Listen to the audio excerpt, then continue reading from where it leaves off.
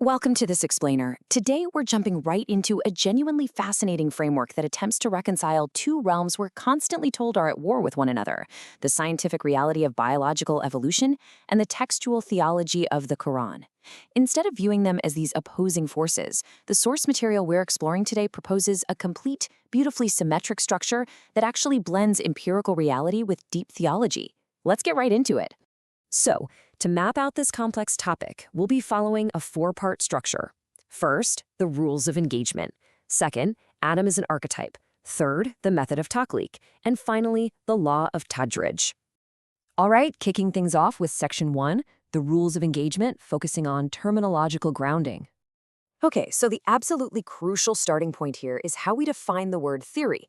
In everyday conversation, we might say, oh, I have a theory about that, basically meaning just a guess or a hunch. But in the realm of science, no way. A theory is the absolute gold standard of knowledge. Evolution is a comprehensive, verified reality backed by genetics, geology, and paleontology. This framework demands that we don't treat modern empirical science lightly. When the physical universe, what the source calls the open book of creation, reveals observable evidence, ignoring it is actually treated as a theological error. On the flip side, we really have to look at how we define scripture. The Quran explicitly calls its own verses ayat, which literally translates to signs or symbols pointing to a deeper truth. The source argues that if you approach these incredibly dynamic texts with a rigid, flat literalism, you strip them of their profound metaphysical allegories.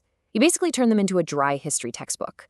By accepting ayat as signs, true faith actually allows the undeniable facts of physical creation to elevate our understanding of Scripture, rather than threaten it. Moving right along to Section 2, Adam as an archetype and the spiritual leap. Now, this is where the linguistic distinctions get super fascinating. The text actually separates two distinct states of being. On one hand, we have Bashar, the biological, physical hominid organism that's driven purely by survival and instinct. On the other side, we have Insān, the conscious, spiritually awakened human being. This implies something absolutely massive. The physical form of humanity, the Bashar, actually existed long before the divine selection of Adam. And this distinction perfectly clears up a very famous dialogue in the Quran. When God announced he would make a successive authority on earth, the angels asked, "Will you place upon it one who causes corruption therein and sheds blood?"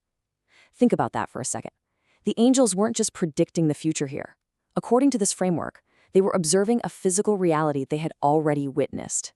They had seen the instinct-driven, territorial, pre-Adamic hominids, the Bashar, acting out of pure biological survival. And of course, that naturally resulted in corruption and bloodshed. And here is where we see the evolutionary link. Look at this timeline of the Homo lineage. The physical vessel was shaped and evolved over millions of years. The biological entity of clay, that Bashar, went through gradual, proven development. Evolution isn't rejected here at all. Rather, it shows our physical bodies literally belong to the earth and share a very real lineage with this hominid tree. So, you might be wondering, when exactly does Adam enter the picture? Well, the creation of Adam marks a very specific evolutionary milestone.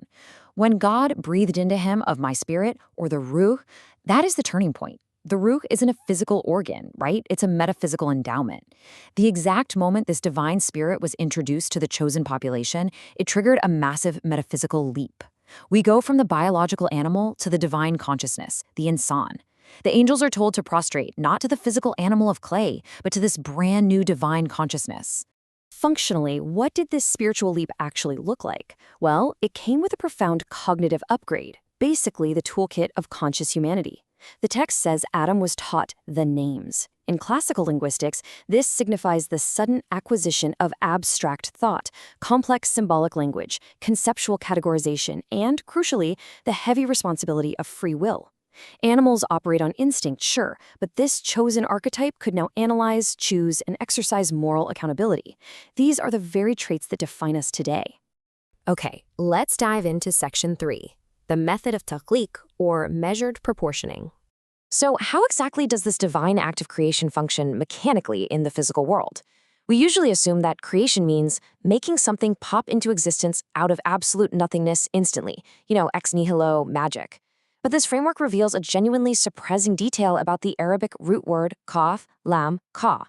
It doesn't mean instantaneous magic at all. It actually carries the meaning of measuring out, estimating, and calculating the proportioning of pre-existing matter into a new form. In an evolutionary context, that raw, pre-existing material is simply genetic code. Surah Al-A'la beautifully breaks this down into an ongoing, evolutionary-friendly sequence through 4 distinct steps. First up, khalaqa, initiating a form. Second, fasawwa, adjusting, balancing, and proportioning that physical structure. Third, qaddara, setting the genetic, physical laws and limitations, essentially destining its biological programming. And finally, fahada, directing and guiding that creation to adapt and survive within its ecosystem. So, Takhlīq isn't a disruption of natural laws, it's the continuous, calculated implementation of them. Which brings us to our 4th and final section, the law of Tadrīj, or gradual unfolding. This final pillar tackles the massive, literally mind-bending, timescale required for this continuous genetic proportioning. The principle of Tadrīj means gradual, incremental unfolding. It's explicitly stated right here in this verse from Surah Nuh, which actually chides people who limit God's majesty to a flat, single-moment event. Instead, it demands we recognize a multi-stage masterpiece, stating explicitly that humanity was created in atwārā, meaning distinct phases, states, or evolutionary intervals. Now, I know what you might be wondering. What about that famous cosmic command, kun fayakun, widely translated as be and it is? Doesn't that imply instant creation? Well, prepare to have your mind blown by Arabic grammar. The verb yakun is actually in the imperfect or present continuous tense. This translates way more accurately to it is becoming or it unfolds. So the command itself is instantaneous, sure, but the physical manifestation in the universe, that is a glorious, patient unfolding process. Science tells us life developed over roughly 3.8 billion years. That's an unimaginably long time. And the Quran perfectly validates this concept of deep time. In fact, Surah Al-Insān notes that a vast eon passed when man was a thing not even mentioned. The slow, generational sifting via natural selection over deep time is not a contradiction at all. It's the very method described in the text before conscious humanity finally emerged. It's a really humbling reminder of the sheer patience of the universe before you and I ever got here. So let's tie this all together. What we have here is a complete, incredibly symmetric architecture. First, we reconcile our definitions, fully respecting verified scientific theory and symbolic ayat. Second, we view Adam as an archetype, representing that crucial metaphysical leap from the biological Bashar to the conscious Insān. Third, we understand creation mechanically as Takhlīq, the ongoing proportioning of pre-existing genetic matter. And fourth, we recognize the timeline of Tadrīj, the gradual unfolding over deep eons of time. It just seamlessly blends empirical reality with a profound theology. As we wrap up this explainer, I want to leave you with a question to really chew on. When we uncover the undeniably ancient evolutionary facts of our physical reality, does it diminish our historical scripture? Or, by daring to read the empirical open book of creation alongside the written text, does it actually challenge us to elevate our understanding to a whole new level of majesty? Thank you so much for exploring this with me today. Keep exploring, keep questioning, and I'll catch you in the next explainer.